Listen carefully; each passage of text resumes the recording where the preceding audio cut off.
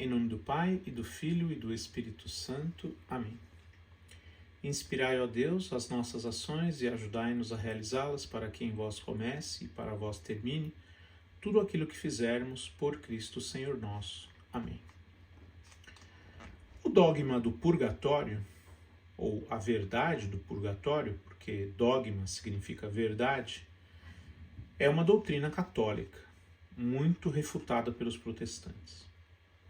Como o nosso histórico é protestante, nós nascemos em famílias protestantes e depois nos convertemos ao catolicismo, este assunto foi para nós um verdadeiro desafio. E baseado em algumas fontes, como o livro do professor Felipe Aquino, Os Dogmas da Fé, a Doutrina Católica, o livro de Dave Armstrong, Está na Bíblia, e um pequeno manual chamado Respostas da Bíblia, a partir do seu sentido original, do Padre Vicente, para cada lar cristão, nós conseguimos entender o verdadeiro significado desta doutrina, deste dogma, de acordo com a Igreja, de acordo com as Escrituras. Então, segundo 1 Coríntios 3,15, a Igreja é o fundamento e o sustentáculo da verdade, né? Então, o que ela nos coloca é uma verdade estabelecida, é uma verdade que vai colaborar para a nossa salvação, uma verdade que vai nos iluminar. Ela é uma verdade que está ancorada, né, na realidade, na racionalidade e está profundamente amparada na teologia, nas escrituras, na tradição. E dentro da racionalidade dessa doutrina, até um apologista aqui anglicano, C.S. Lewis, escreveu: eu creio no purgatório, nossas almas exigem o purgatório, não partiria nossos corações se Deus dissesse a nós: é verdade, meu filho, que seu hálito fede, seus trapos pingam lama e limo, mas nós somos caridosos aqui e ninguém o reprovará por essas coisas, nem se afastar de você. Entre para o gozo. Não deveríamos responder com humildade, Senhor? E se não houver objeção, eu preferia ser limpo antes. Pode doer, você sabe, mesmo assim, Senhor. Então, aqui, de acordo com esse apologista católico, Dave Armstrong, nessa obra que refuta as 95 teses de Lutero, nos colocando as passagens bíblicas que fundamentam a doutrina católica, se menciona aqui já na introdução sobre o purgatório e orações pelos mortos. Em 1 Coríntios 3, 11 e 15, diz assim: porque ninguém pode pôr outro fundamento além do que já está posto, o qual é Jesus Cristo. E se alguém, sobre este fundamento, formar um edifício de ouro, prata, pedras preciosas, madeira, feno e palha, a obra de cada um se manifestará. Na verdade, o dia a declarará, porque pelo fogo será descoberta. E o fogo provará qual seja a obra de cada um. Se a obra que alguém edificou nessa parte permanecer, esse receberá o galardão. Se a obra de alguém se queimar, sofrerá detrimento. Mas o tal será salvo, todavia, como pelo fogo. Será um momento extremamente sério aquele em que nos encontraremos face a face com Deus? Não haverá mais imputação ou mero acobertamento de pecados nesse dia. Não. Para que sejamos dignos de nos postar diante de sua presença, devemos estar literalmente sem pecado, porque foi assim que fomos criados em primeiro lugar, à sua imagem. Nós temos de nos limpar de verdadeiro pecado. Santificação na linguagem teológica protestante. Não há diferença entre protestantes e católicos nesse ponto em particular. A única diferença é quantitativa. Os católicos pensam que essa limpeza envolve um processo, como nossa vida na Terra, e que nesse processo de santificação pode continuar após a morte, no purgatório. Protestantes, por outro lado, parecem pensar que isso tudo ocorre em um instante. Aqui também se comenta uma interação com o protestante, onde esse protestante relata que, da seguinte forma: Deus certamente removerá a sujeira da carne antes da ressurreição de nossos corpos. Precisamente é disso que se trata o purgatório. Nenhum protestante deveria fazer a menor objeção. O grande problema é, ou deveria ser, o tempo necessário para a remoção dessa sujeira, o momento exato em que ela ocorre. Ambos os lados concordam que ela realmente ocorre, de um modo ou de outro. Obviamente, os seres humanos desejam evitar o sofrimento, tanto quanto puderem. A visão protestante, conscientemente ou não, apela com frequência, na prática, ao natural desejo humano de evitar o sofrimento. Céu instantâneo, glorificação instantânea após a morte, salvação instantânea, segurança eterna instantânea, certeza instantânea de nossos status de salvação e assim por diante. O problema é que a Bíblia constantemente se refere ao sofrimento como meio de atingir a santidade e a sabedoria. Temos aí como base Romanos 5, 3, 5, 2 Coríntios 1, 5, 12, 17 a 9, Tiago 1, 2 a 4, também 12, 5, 10, 11, 1 Pedro 5, 10. E temos também outro fundamento aqui em 2 Macabeus 12, 43 e 46, onde podemos ler: Judas, tendo feito uma coleta, mandou 2.000 dracmas de prata a Jerusalém, para oferecer um sacrifício pelo pecado. Obra bela e santa, inspirada pela crença na ressurreição. Santo e salutar pensamento de orar pelos mortos. Eis porque ele ofereceu um sacrifício expiatório pelos defuntos, para que fossem livres de seus pecados. Ora, ser livre de seus pecados depois da morte pelo sacrifício expiatório indica a existência de um tempo ou lugar, uma espécie de antessala do céu que se convencionou chamar purgatório. De fato, não se encontra na Bíblia o termo purgatório, como também não achamos palavras do sacramento da confissão, da Eucaristia, do crisma, da própria Santíssima Trindade, da própria Bíblia.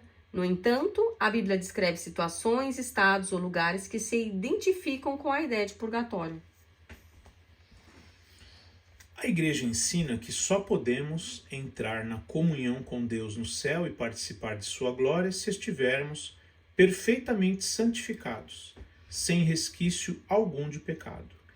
A carta aos Hebreus manda procurar sempre a santidade, sem a qual ninguém pode ver o Senhor, conforme Hebreus 12, 14. Deus sabe que são muito poucos os que morrem perfeitamente santificados. Por isso existe o purgatório, que não é um lugar. A alma é espiritual e não ocupa espaço, mas um estado de purificação.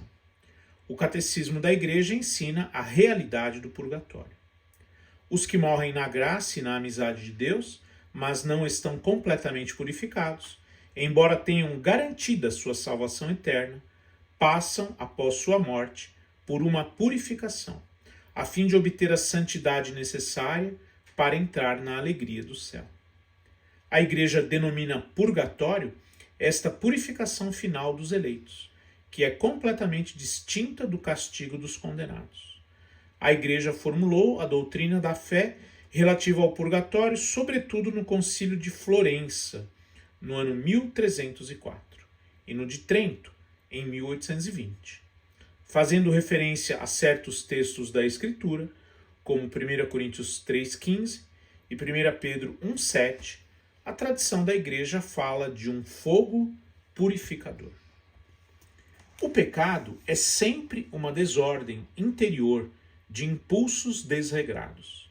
Na confissão, recebemos o perdão de nossas culpas, mas a contrição, o arrependimento encontra em nós ainda uma resistência em nosso íntimo, de tal modo que a desordem, a raiz do pecado, não é sempre extirpada.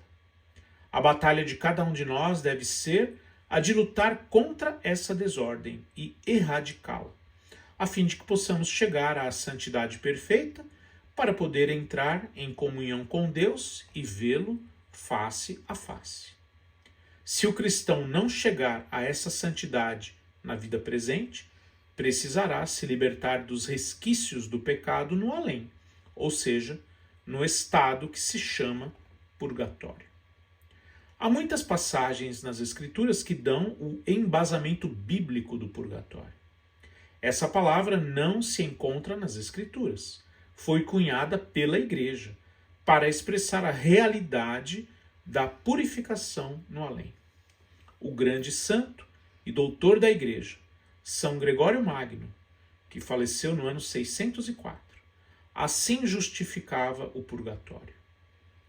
No que concerne a certas faltas leves, deve-se crer que existe antes do juízo um fogo purificador, segundo o que afirma aquele que é a verdade, dizendo que se alguém tiver pronunciado uma blasfêmia contra o Espírito Santo, não lhe será perdoada, nem no presente século, nem no século futuro, conforme Mateus 12:32. Desta afirmação, podemos deduzir que certas faltas podem ser perdoadas no século presente, ao passo que outras no século futuro. Na passagem de Lucas, capítulo 12, versículos 45 a 48, há uma imagem nítida do purgatório. A leitura, então, segue agora. Mas se o tal administrador imaginar consigo, meu senhor tardará a vir, e começar a espancar os servos e as servas, e a comer, a beber, a embriagar-se, o senhor daquele servo virá no dia em que não o esperar, e o mandará ao destino dos infiéis. O senhor, que, apesar de conhecer a vontade de seu senhor, nada preparou e lhe desobedeceu, será açoitado com numerosos golpes. Mas aquele que, ignorando a vontade de seu senhor, fizer coisas repreensíveis, será açoitado com poucos golpes. Por quê? A quem muito se deu, muito se exigirá. Quanto mais se confiar a alguém, mais se há de exigir. Outras passagens bíblicas dão margem a pensar no purgatório. Ora, quando fores com o teu adversário ao magistrado, faze o possível para entrar em acordo com ele pelo caminho, a fim de que ele não te arraste ao juiz, e o juiz te entregue ao executor, e o executor te ponha na prisão. Digo-te, não sairás dali, até pagares o último centavo. Lucas 12, 58 e 59. Assume logo uma atitude reconciliadora com o teu adversário, enquanto estás a caminho, para não acontecer que o adversário te entregue ao juiz, e o juiz ao oficial de justiça, e assim sejas lançado na prisão. Em verdade te digo, dali não sairás, enquanto não pagares o último centavo. Mateus 5, 25 e 26. Este ensinamento apoia-se também na prática da oração pelos defuntos, da qual já a Sagrada Escritura fala. O nosso catecismo relembra que, desde os primeiros tempos, a Igreja honrou a memória dos defuntos e ofereceu sufrágios em seu favor, em especial o sacrifício eucarístico, a fim de que, purificados, eles possam chegar à visão beatífica de Deus. A Igreja recomenda também as esmolas, as indulgências e as obras de penitência em favor dos defuntos. Reconhecendo cabalmente esta comunhão de todo o corpo místico de Jesus Cristo, a Igreja terrestre, desde os tempos primevos da religião cristã, venerou com grande piedade a memória dos defuntos. A nossa oração por eles, no purgatório, pode não somente ajudá-los, mas também torna eficaz a sua intercessão por nós. O grande São João Crisóstomo faleceu no ano 407, mártir, patriarca de Constantinopla, pedia aos fiéis para rezar pelas almas dos falecidos. Levemos-lhes socorro, levemos-lhes socorro e celebremos sua memória. Se os filhos de Jó foram purificados pelo sacrifício de seu pai, Jó 1:5, por que deveríamos duvidar de que nossas oferendas em favor dos mortos lhes levem alguma consolação? Não hesitemos em socorrer os que partiram e em oferecer nossas orações por eles. Homilia em 1 Coríntios 41:5. O Papa João Paulo II deixou-nos esses ensinamentos importantes sobre o purgatório na Reconciliatio et Penitentia. A Igreja do Céu, Igreja da Terra e Igreja do Purgatório estão misteriosamente unidas nesta cooperação com Cristo para reconciliar o mundo com Deus. Numa misteriosa troca de dons, eles, no purgatório, intercedem por nós e nós oferecemos por eles a nossa oração de sufrágio. A tradição da Igreja exortou sempre a rezar pelos mortos. O fundamento da oração de sufrágio encontra-se na comunhão do corpo místico. Por conseguinte, recomenda a visita aos cemitérios, o adorno dos sepulcros e o sufrágio, como testemunho de esperança confiante, apesar dos sofrimentos pela separação dos entes queridos.